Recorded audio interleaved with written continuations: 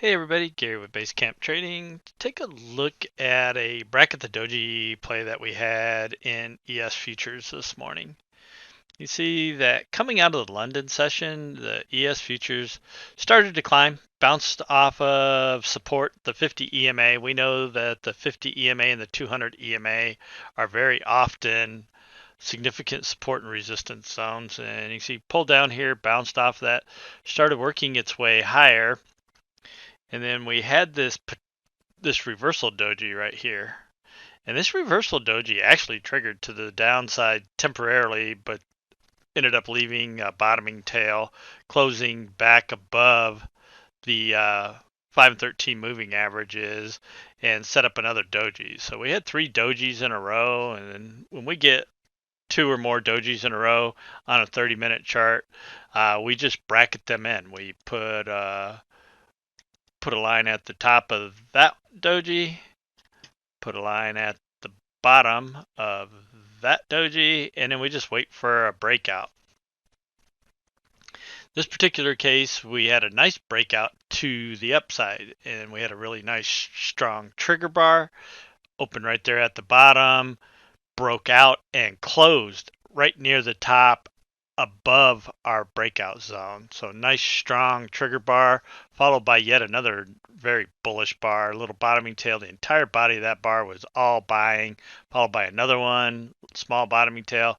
Entire body of that bar was all buying. We actually had an upside target 3802 and a quarter that we were shooting for.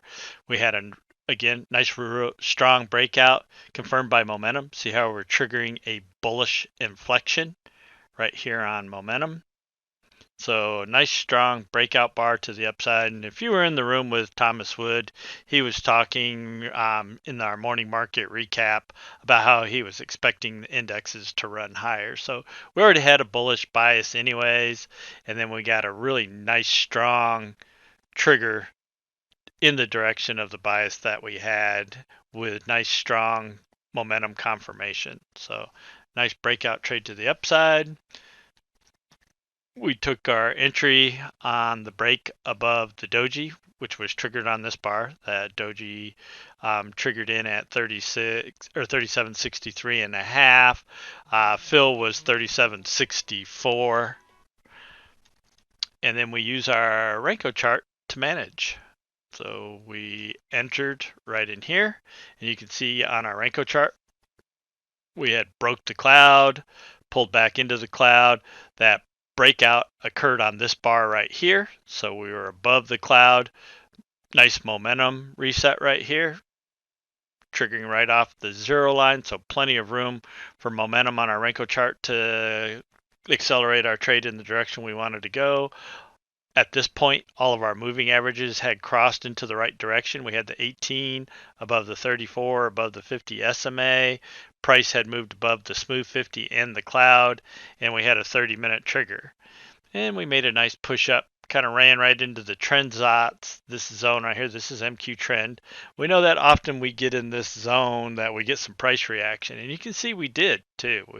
Price pushed up there, pulled back, left that wick, ended up closing, pushed up a little more, pulled back, left another wick, closed, broke through the trend dots, one little pullback into the 18 EMA, and then right up into target.